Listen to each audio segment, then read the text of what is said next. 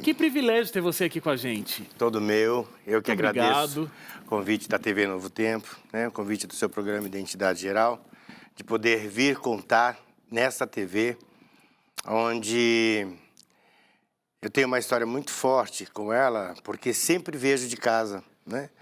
Eu sou realmente um assíduo telespectador de vocês e minha mãe, que vai fazer 1 ano agora em dezembro, partiu. Ela, sempre quando eu chegava em casa, ela falava, meu filhinho, né? Ela me chamava. Meu filhinho, põe naquela TV que a mamãe gosta. Então, você não sabe o quanto... Para mim é muito emocionante estar aqui hoje. Estar aqui, né? E contando essa história, que eu tenho certeza que foi através das orações dela, da fé dela, que o Senhor me libertou e hoje a gente pode estar batendo esse papo aqui. Não tenho dúvidas, não tenho dúvidas mesmo. A sua história é muito forte, a gente vai passar por diversos pontos dela. A gente está aqui, inclusive, com a tua antiga roupa de trabalho, de quando você era esse personagem, o Bozo. Tenho certeza que muita gente que está em casa assistiu, né, essa fase, um dos programas infantis mais conhecidos da história da televisão brasileira. Na verdade, é um personagem internacional, né? É americano. É americano, mas que aqui no Brasil foi de um sucesso estrondoso. Foi, marcou década, marcou geração, né? E nem hoje, eu agradeço muito a Deus por ter sido um dos personagens Bozo, porque eu não fui o único, né? Foram 15, né? Olha, houve vários, porque antes ele não era só feito em São Paulo. Também tinha no Rio de Janeiro, tinha na Bahia, e eu não sei se havia em outros estados, né? Mas depois que o SBT, na época era TV SBT, né? Ele ficou em pool nacional, então esses outros lugares foram descartados, né? E ficou somente em São Paulo, tá? Em São Paulo, o primeiro Bozo foi o Vandeco Pipoca. Parece que na renovação, não sei o que houve, que acabou não renovando com ele. Aí entrou o Décio Roberto, que foi o Bozo que faleceu. Depois dele veio o Luiz Ricardo, que todo mundo também pensa a mesma coisa. Mas o Bozo não é o Luiz Ricardo? Também, né? Aí o Arlindo Barreto, hoje também é pastor, e na época realmente eu convivi com ele na pior época, de muita doideira mesmo. E eu, Marcos Fiel. E na época era Marcos Pagé, antes da minha conversão, que hoje eu pus o nome, o pseudônimo de Marcos Fiel. Legal, Marcos. Conta pra gente um pouco dessa história. Vamos começar com a história de você chegar a ser o Bozo, porque você antes já trabalhava com televisão. Com 5 anos de idade, você já se apresentava lá pela TV Tupi. Então, na realidade, né, a gente veio, eu sou de Manaus, né, sou manauara, que nasce no interior é amazonense, e na capital manauara. E eu vim de lá com 1 ano de idade, né? E nós viemos com uma situação bem precária mesmo, morávamos em Cortiço, na grande realidade. E eu vi uma televisão e falava assim, olha, as crianças cantando, né, e ganhando prêmios. E eu falei para minha mãe, me leva nesse programa que eu quero cantar isso com volta de 5, 6 anos de idade. Eu fui e já fui abençoado ali. Eu ganhei roupinha, ganhei sapato, fiquei muito feliz. Depois de morarmos no Bexiga, fomos para um bairro. Nesse bairro começou a levar, antes tinha muitos circos, né, que acabaram. Então os circos apresentavam show de calouros. Sim. Eu ia, começava aí. Nessa conheci uma senhora que ela levava muitas crianças para fazer testes na TV Tupi, né? E eu participei daquela novela, éramos 6 como figurante. Depois fiz um teste para o programa Gente Inocente, que na época era dirigido pelo Carlos Zara, que foi esposo da Eva Vilma, né? E eu participei muito tempo desse programa. Desse programa, quando acabou, houve mudança de direção, né? O Carlos saiu, o Carlos Zara, entrou um outro diretor, e ele, então, montou uma peça de teatro e foi aí que eu entrei para o teatro, né? E tenho o meu DRT. 14 anos essa época. Mais ou menos 14 anos nessa época. Mas aí também foi que no teatro, aquela coisa de jovem, ligadão, começou a tomar já uns negócios. E também veio a droga, né? A maconha. A maconha. Foi a primeira. Foi a primeira. Quando você entrou para ser o Bozo, o Arlindo Barreto que era o Bozo na época. Sim. E aí você foi fazer teste porque você era da banda do Bozo. Sim, nessa época também de teatro, eu além de fazer teatro, eu cantava muito em programas de calouro.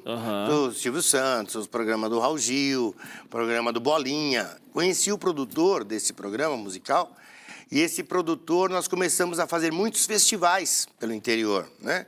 Com essa aproximação com esse produtor, que ele era produtor de vários programas, do Bolinha, do Raul Gil, do Dárcio Campos e também da banda Bozo.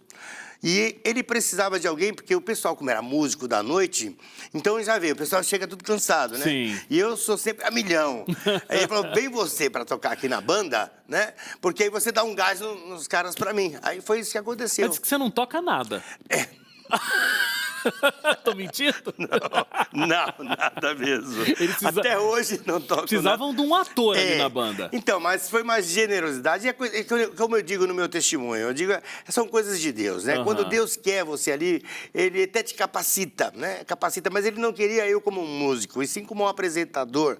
E eu acredito que tudo que passei foi por permissão dele, para que eu hoje pudesse ter essas portas abertas e poder falar para aqueles que estão ali perdidos, que também acham que não vão ter saída nessa vida, que eles possam vir a buscar ao Senhor Jesus.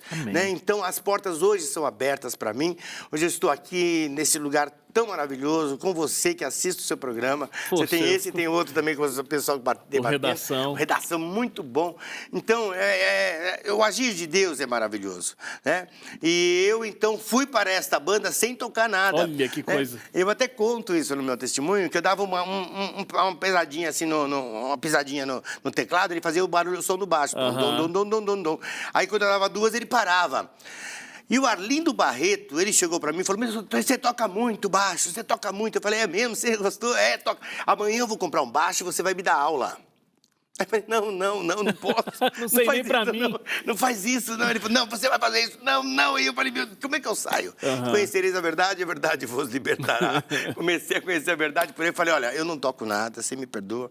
Eu tô aqui por isso, mas por favor, não me denuncia, não faz isso, que eu tô precisando desse dinheiro, ajudar minha família. Ele falou, você é dos meus. Ele já era doidão. Você é dos meus, cara, pô, agora sim, você vai ficar andando comigo agora, não vou falar nada pra ninguém, não, então... E, inclusive, quando você foi fazer o teste pra ser o Bozo mesmo, ele te ajudou muito, né? Me ajudou a muito. Colocar a roupa, os movimentos que tinha que fazer. Deixa eu até mostrar uma foto, ó. Olha aqui o Marcos de Bozo, lá no SBT. Isso.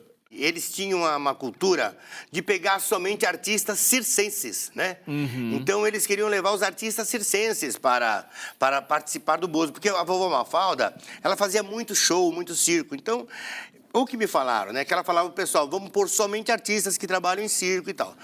E eu, na época... Eu fazia palhaço como aniversariante, né? Não tinha nada a ver com origem circense, né? E aí foi que ele pegou e falou assim, não, mas você vai fazer o palhaço. Eu falei, mas tá lindo, como é que eu vou fazer isso? Você vai pra minha casa, sai daqui, a gente sai do estúdio, vai pra minha casa, você vai ficar o dia inteiro vestido de Bozo. Então esse nariz, pra quem não consegue respirar, dá claustrofobia, né? O cara fica, não sabe se respira. Tudo bem que ele tem aqui embaixo, né, um cantinho que dá para o ar, mas a pessoa... sente uma claustrofobia, assim, o sapato é enorme, olha o sapato ali. Eu não sei como que dá um passo com esse sapato. O sapato se dá um lado. Se você não consegue subir qualquer escada com ele de frente. Com certeza, de lado. Tem que ir de ladinho, entendeu? E essa roupa, a peruca também, a noviça voadora. Nossa, tem que dar seta pra andar, né, com uma peruca dessa. Senão você fica andando meio torto, tá, entendeu? E nisso aí ele me ajudou muito. Nessa, convencendo os diretores de me deixar fazer o personagem. Sim. Né? E até que o diretor falou, tá bom, faz. Eu fiz o personagem. Nessa daí, o Silvio Santos foi quem viu o meu teste, né? E antes de mim, entrou um outro rapaz, que ele era circense, mas só que ele não tinha a cultura. E aí, para lidar com criança, né? Porque minimamente tem um pouco de educativo num programa infantil, né? Então não dá para o personagem principal... falar errado.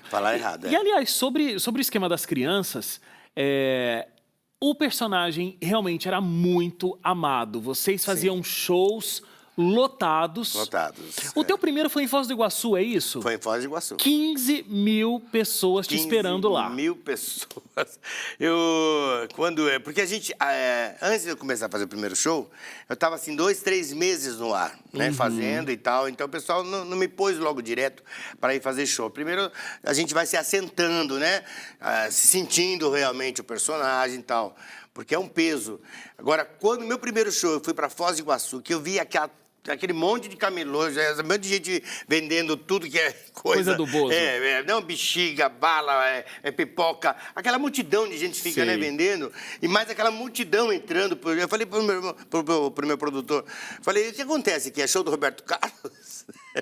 Ele, não, é o seu show, é o show do Bozo. Eu me tremi nas balas, meu Deus, como é que eu vou fazer isso? E quando eu vi aquela plateia toda, mas eu tava com a Mafalda, que já era experiente, né, eles mesmos. E não posso negar que na época eu já fazia uso até de cocaína. Eu vim conhecer a cocaína dentro da televisão. Então, eu fiquei sabendo que você usava droga, inclusive, antes de entrar pro programa. O programa era ao vivo ou era gravado? Ao vivo. Como é que usa droga e entra todo louco para fazer um programa ao vivo? Eu já não fumava maconha, porque a maconha ela tem um problema muito sério. Ela dilata, ela denuncia você pelos olhos vermelhos. Aí você põe um colírio, essas coisas todas, né? Mas você fica meio assim, sabe? E a cocaína já te abre o olho, né? Então eu usava pouco. Eu vim conhecer a cocaína dentro da televisão, né? E eu usava pouco, mas fazia. E a cocaína tem um problema muito sério, porque ela começa a escorrer o nariz, que na realidade, o que eu sei sobre, é que ela vai comendo a sua cartilagem. Tem pessoas que chegam a um ponto disso aqui, essa cartilagem, ela derreter tudo e tem que botar platina. Né? Nossa. A coisa é feia, vai procurar pra você ver. E aquilo, então, escorria tudo isso aqui. Aí os maquiadores tinham que viver me maquiando novamente. Retocando o tempo todo. Retocando. Então era uma briga, a gente viajava com isso. Eu peço perdão, né? Porque realmente tem aquele tempo da cegueira, foi meu tempo da cegueira. Por isso que tem muita gente que tá fazendo isso, acha que tá curtindo a vida. Porque realmente o caminho é fundo do poço, que é onde eu cheguei. Você chegou tão no fundo do poço, como você, né, colocou aqui, que assim, teve uma época da sua vida, você estava ainda no auge, mas morava perto da favela. Sim. Justamente para ficar mais próximo de conseguir comprar as drogas. Era o bairro que eu estava e a favela que foi me apresentada, né? Porque eu, da cocaína, eu também bebia muito, né? Era muito, tomava todas. Eu, antes de partir de ser o Bozo, eu tomava muito cerveja. Mas depois do Bozo, eu vim com dinheiro, com métier. Eu vim tomar muito uísque, vodkas, Campares, quer dizer, outras, né? Estou fazendo propaganda aqui, não. É que tomava essas bebidas que são consideradas mais fortes, mais caras, mais chiques, que não tem chique nenhuma. Só não tem estraga chique a vida nenhuma, da não gente. tem, não. Eu acho horrível quando a pessoa pega um uísque, uma bebida. A nossa saúde, que saúde, o quê? Rapaz? Pois é, destruindo a saúde, Destruindo a saúde, Deve né? ser que a nossa saúde sobreviva depois disso. E então eu também fui alcoólatra. Aí, depois que saí da televisão, é que veio o maldito pior ainda de tudo, né? Você já chegou a gastar 7 mil reais com drogas por mês? Já. Era essa a média que você gastava quando você estava nesse auge aí? Na televisão, nós tínhamos uma rodinha, né? Onde, quando acabava o programa, eu usava pouco no programa. Mas quando acabava o programa, aí é rodinha, né? Sim. Eu não vou dizer com quem, né? Nomes, claro, não precisa. A gente não... Mas a gente tinha uma cota que todo mundo bancava, tipo mil e poucos reais por mês, que era para ter o uísque, para ter a cocaína disponível lá, né? O pessoal vinha. E nisso daí eu comecei a passar muito mal. A minha cabeça começou a fritar demais, já não estava muito legal, me ardia muito o nariz. E eu falei, olha, quero sair disso, não quero continuar mais. E nessas daí, falou, ó, você sai, mas o seu dinheiro fica, né? Eu falei, não, meu dinheiro sai. E no SBT, todo fim de ano, tem uma leva, assim, sabe? Que sai fora, né? Que eles dispensam. E eu fui nessa leva, né? E nessas daí eu recebi todos os meus direitos, tudo. Mas eu fiquei tão traumatizado com televisão, que o pessoal tem um ego muito grande, né? Realmente o tempo todo você está na berlinda, sabe? Né? No fio da navalha, você entendeu? E nessas aí, minha mãe segurou muito meu dinheiro. Mas aí eu fui indo. Quando eu vi, já não tinha mais nada de dinheiro. E foi morar aí, não mais perto da favela, mas dentro da favela. Não, mas então, nesse tempo todo aí que eu estou te contando, da minha saída do SBT, foi aonde eu entrei para fazer o personagem Patati e Patatá, né? Porque a minha aproximação com o crack, porque na época eu não usava crack dentro quando eu fazia a TV, né? O Bozo, eu usava maconha, bebida e cocaína. Que fiz um outro programa, o pessoal, você usava crack na TV. Não, eu nunca usei crack na TV. Foi depois. Bem depois, né? E quando eu saí, fui até vender plano de saúde, sabe? Uma vergonha imensa, mas é digno, né? Claro. Mas eu achava, poxa, fui o Bozo, agora estou eu vendendo sai de plano de uma saúde. carreira artística e vai para um trabalho cotidiano. Como você disse, é uma profissão que tem tanto ego, né? E aí sair disso para um outro lugar é muito complicado. Complicado. E aí eu parei com isso porque me veio a oportunidade de fazer o Patati Patatá. Eu nunca me vesti de Patati Patatá, mas eu fazia a voz do Patatá, né? Fazia a voz do Patatá. Cantando nos álbuns e tudo. Isso. E também compondo. Então, os grandes sucessos do Patati Patatá são de minha autoria. Composições suas. Se você quer sorrir, é com Patati. Se você quer brincar, é com Patatá. Se você quer sorrir e brincar, Patati Patatá. Né? Fora isso, eu tenho muitas outras músicas que as crianças que conhecem Patati Patatá conhecem muito bem, que é a Dança do Macaco, né? E várias outras, e até mesmo o último trabalho deles, que é A Vida é Bela. A vida é bela, bela pra se viver. A vida é bela pra mim, pra você. A vida é bela, bela pra comemorar e agradecer a Deus com Patati Patatá. Que legal. Mas aí eu não fiz a voz do Patatá, tá bom? Compôs. Eu compus. Não, mas eu cantei em todos os discos, não tô fazendo a voz agora aqui. Nesse momento. Tá bom? Wagner, o Patatá falando, puxa, eu gosto muito do Wagner cantor. Ele é muito bom, é muito legal. E o Bozo, como é que era a voz do Bozo? A voz do Bozo já é na mesma linha, praticamente. Alô, amigão, quer dar um bitoca no meu nariz? Puxa, que legal! Estamos de volta pelo Sistema Brasileiro de Televisão. Olha o Bozo no Novo Tempo. A gente vai pro intervalo rapidinho, viu, Marcos? A gente volta daqui a pouquinho para continuar conversando. A gente tá falando aqui de uma forma muito alegre, muito feliz, porque o Marcos, ele realmente transpira tudo isso, mas ele viveu momentos ainda mais tensos do que o que a gente contou até agora. Intenso. Quando ele descobriu o crack, a coisa foi muito mais profunda. A gente vai conversar com ele sobre isso no próximo bloco, mas o mais importante, de como ele conheceu a Deus e Deus o libertou de todo esse processo. Não sai daí, a gente volta já com o Marcos.